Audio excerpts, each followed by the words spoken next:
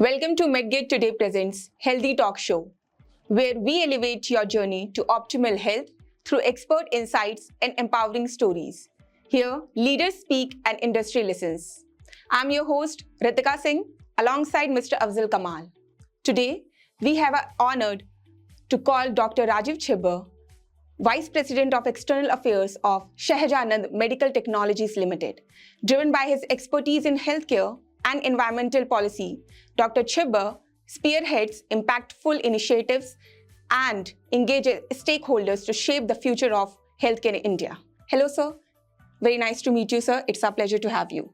Hello, everyone. Hello, sir. Could you please tell us about yourself and your journey in healthcare sector, and especially if we talk about SMT? If you look at my journey per se, I happen to be in the healthcare sector by accident. I was trained to be in the communications era. And while I was looking at environmental communication and environmental impacts, the thought that health will be the biggest impact that environment will have struck me so hard that I moved into this on a regular basis. And at the end of almost a tenure at my earlier company, we created this Center for Environmental Health. Okay. At that time, also, fortunately, our Union Health Minister was JP Nadda ji, way back in 2017-18, and he inaugurated the entire thing. And that's how my journey into healthcare started. Then obviously I moved into a think tank which was into public health, and we were advising a lot of state governments. It was a lot of campaigns that we were looking at, whether it is with Mission Indradhanush, whether it was strengthening the healthcare systems in the Naxal hit areas of the red corridor states that we have, especially Chhattisgarh. You talk about Assam and other areas which were pretty much heavy hit during that time. But then the real game point came when I moved into the corporate sector altogether.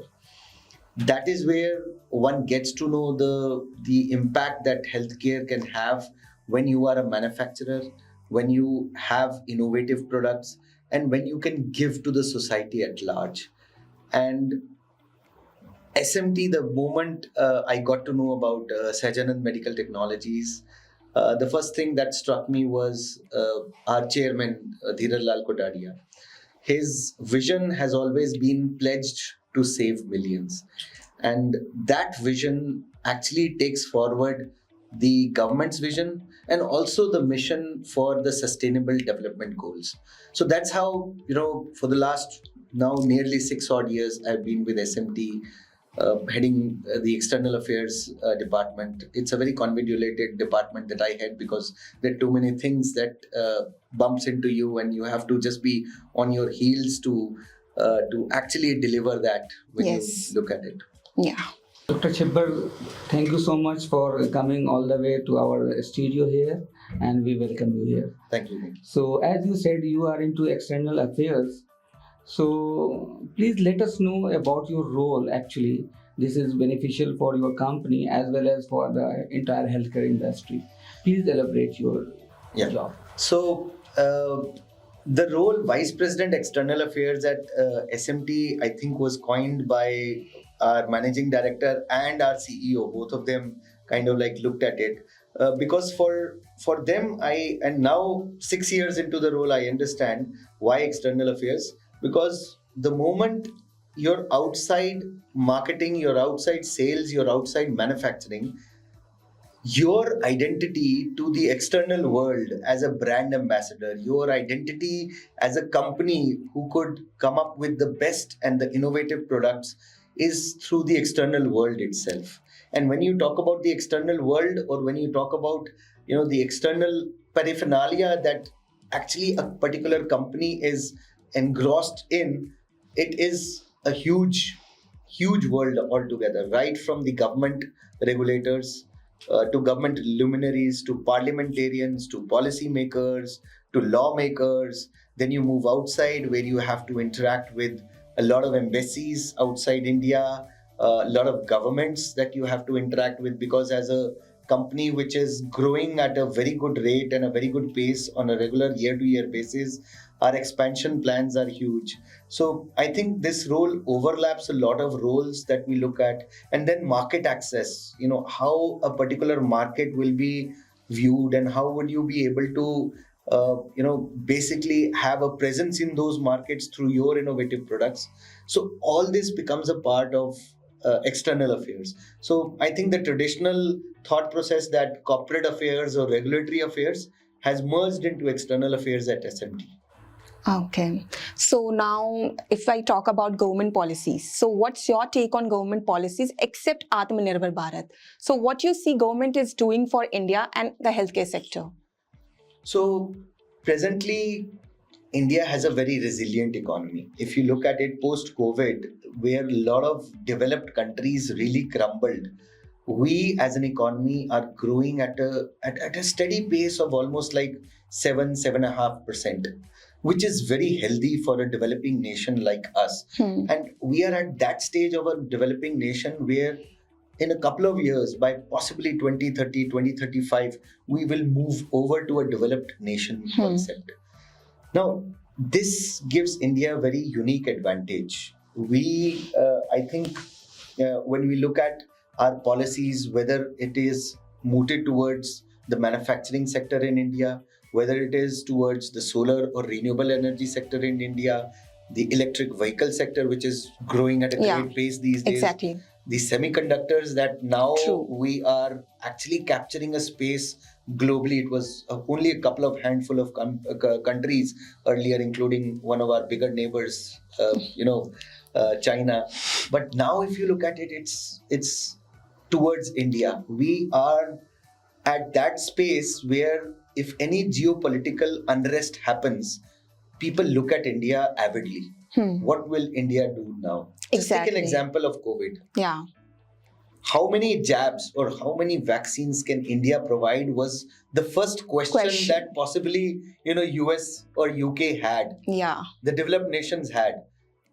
Within less than 8 to 10 months, the next question the globe had was how many vaccines can India provide? Exactly. We became the Sanjeevani, as the Prime Minister said. Yeah. So I think it's been a sea of a change to how India is viewed globally. And addition to this also, I read one article.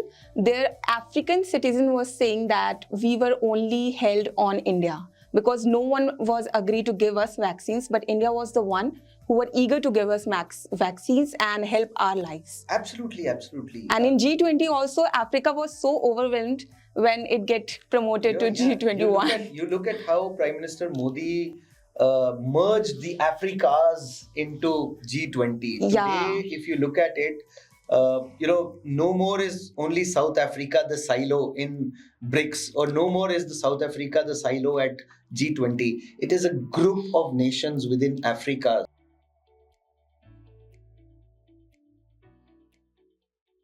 For me, I think our Prime Minister looked at as a visionary. I would say the other union ministers, including Honorable Piyush Goyal sir, they looked at.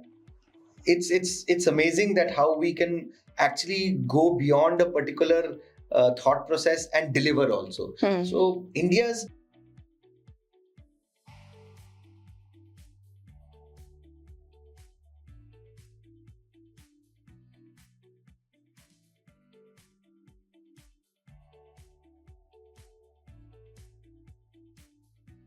of a country. True.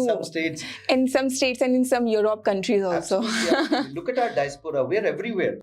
Engineers, doctors, technical guys, IT guys, nursing staff. Now some countries are like semi-India. You could say we're actually having a state outside India.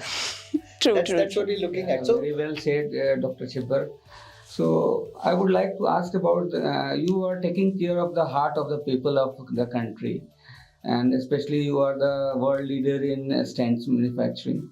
So let us tell about our viewers that how you are making the stents and what is the quality of this stent and what is your market share in this particular industry. Yeah. So SMT ventured into stents almost like approximately 25 years back, and as I said, it was the vision of our chairman who actually saw someone really cribbling for medicines, and that too cardiac medicines. He ventured into understanding, and that time Google was not the devta. It was that you had to be your own demigod to understand what a particular technology was. And he understood the fact that what diamond cutting, so they were traditionally into diamond cutting, what diamond cutting machines can do is actually create wonders into creating this particular small device called a cardiac stent. Okay. And that was the journey which started. We've progressed a lot from the first generation stent that we have. So today we have reached a generation of stents which are validated, which have good clinical impacts. We've done multi-country clinical trials, and these are published in peer-reviewed journals like the Lancet, the American Cardiology journals, European Cardiology journals. And because of this innovative product that we have, our market share over the last couple of years has risen tremendously. To give you an example, in India, we are leading in the market sphere altogether. Yes. If you go to the European market, and it's just 5 to 6 odd years that we've went into the European market, in most of the countries, and I'm talking about the big ones also, whether it's Germany, whether it's France, in most of the countries, SMT has reached the top 3 in those areas. And we've now expanding also. So I think our market share in a lot of regions is going big. Courtesy, our presence is now in all 5 continents. You want to miss Antarctica for it, but if there are people there, we'll be happy to go and If you can give a figure in percentage. So in India, our market share would be over around 35%. Globally, we would be the 5th or the 6th largest company. And courtesy our new factory which has come up, which is in Hyderabad, it is almost a global hub for cardiovascular devices and R&D that we have. Our manufacturing, if we move in the pace that we are moving right now, SMT is moving right now, with the kind of manufacturing we have, we would be easily surpassing almost more than 45% of the global stent requirement that would be manufactured out of an Indian company. Isn't it a matter of pride for almost everyone in the country? So I think SMT has grown steadily. We've taken small steps, but cautioned steps through our CEO, through our managing director. We've actually expanded in not only regions where we never thought that we would go, but now we are having manufacturing facilities there. We acquired during the COVID pandemic a company in Thailand. We now have a manufacturing facility in Thailand. There's a manufacturing facility that we are now gearing up in the LATAM area, which is in Brazil, Sao Paulo. So overall, the company is galloping at a constant speed. Our CAGR, if you look at it, it's pretty healthy, and we are actually becoming a global competitor to a lot of MNCs. So the products are innovative. We have a lot of R&D which the company spends. I was a witness to the fact that SMT, to an extent, spends almost between 15 to 21% into R&D. It's not what traditional companies really do, and that's what makes it apart. My next question was that R&D only, but you have already explained this. So my next question is, how do you see the government policies, regardless to the stent policies and the price capping on this? Do you want to change in this policy, and how do you see this policy? Especially. So it's a very good question. In fact, if I would say from that price capping on stents in 2017-18 that happened, and I'm sure you would be witnessing it because you reported it also. That was for SMT or for even domestic stent manufacturing companies was the watershed Atmanirbhar Bharat movement, because since then, if you look at the market share of Indian companies who are into cardiovascular manufacturing, and especially SMT, you've got a couple of other companies who have now risen into that area. We have gained the market share. I'll give you a slight background around it. See, the government was perplexed around the high costs of cardiovascular surgeries that were happening in the country. And at that time, if you recall, you witnessed it also, MNCs had a larger market share. But unfortunately, a complete newer product from MNCs was not coming into the country. So, if you look at the cost of an angiography almost in 2016-17 to what we see today, the product cost has really significantly reduced to 80%. Stents that used to cost something like 1,50,000 rupees to 2 lakh rupees were instantly price capped at a rate of 28,000 bucks. And it's not that the policy was a flawed policy, but the policy was taken into consideration to give the domestic industry a push, because we were equivalent in terms of our efficacy around the products that we had. Now, the flip side that we are looking at is today, when we talk about India as a quality manufacturer of cardiovascular devices, we also need to uphold the R&D which goes around it. So when that policy came of price capping, it was hailed by the industry. Today, the industry has many good players. To name a few, SMT is already there, Merrill is there, Translumina is there.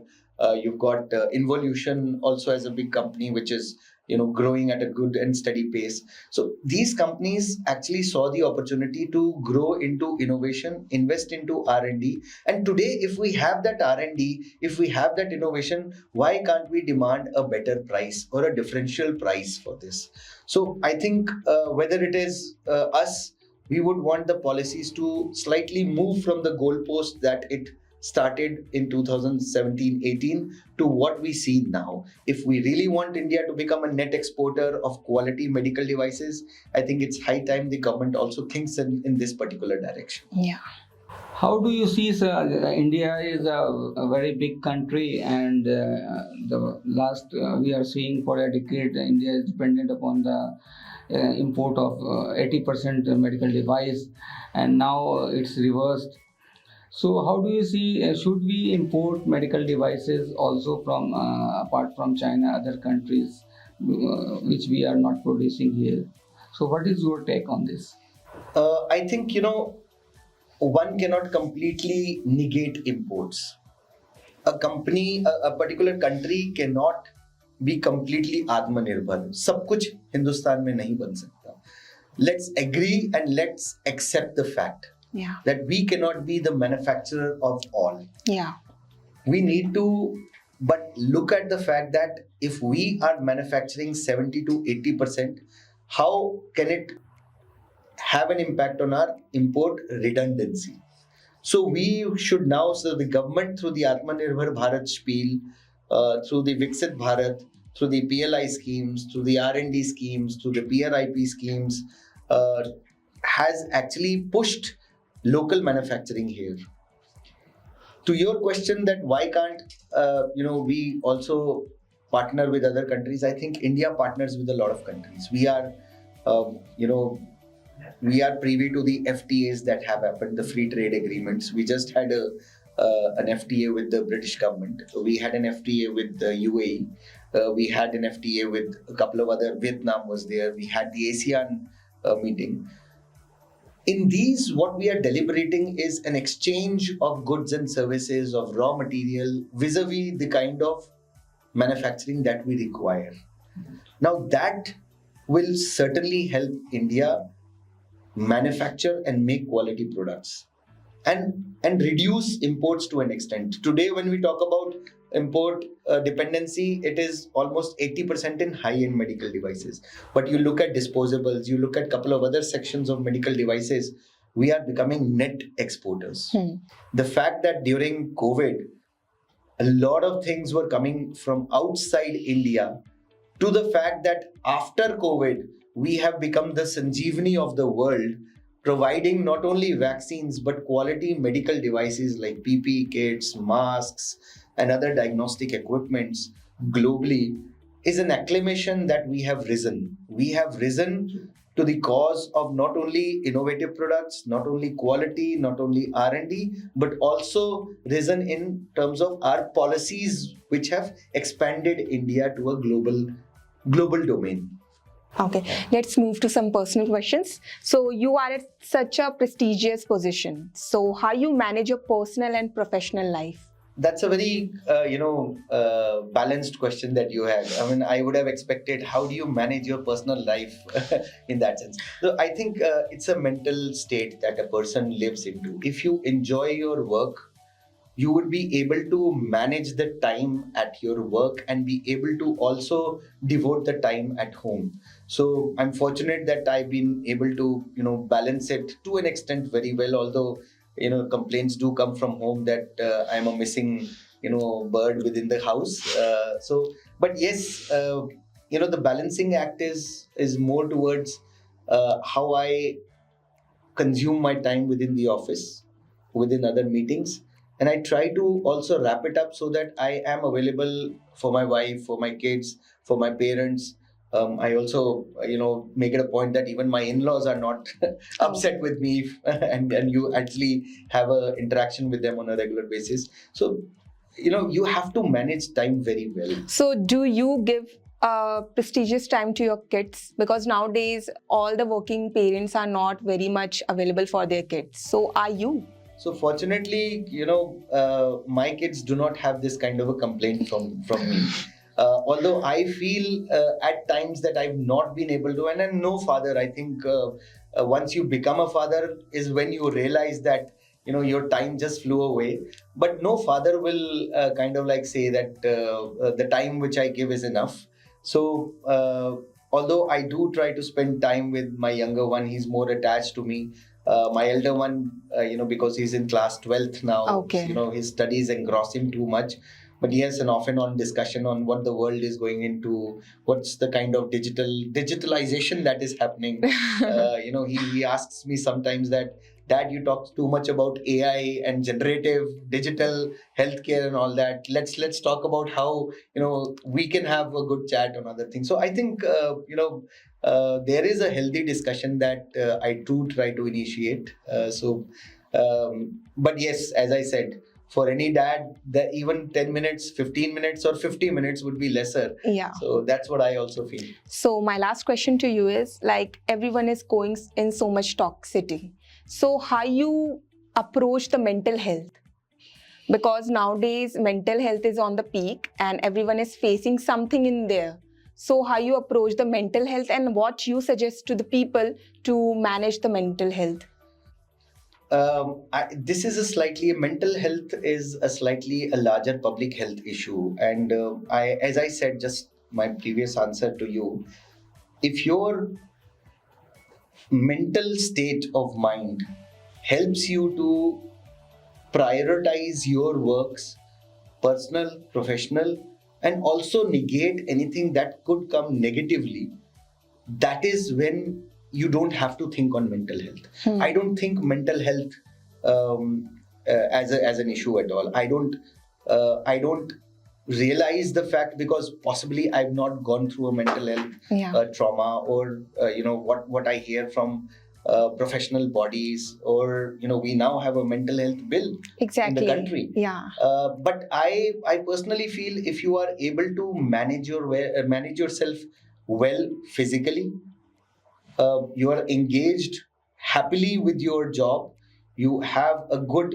work and personal life balance, you equally go out, possibly, like I said, occasional party, and that's a stress buster that you can have, or go out to venture the country or outside the country, it could give you a balancing act. Mental health for me is something which I feel may not even exist if you do not think around it. So the best is, I mean, we've heard a lot that you try to avoid negative thoughts. I try to do pranayam every day when I'm sitting and reading papers for almost like I love reading newspapers. So that's one of my mental health busters.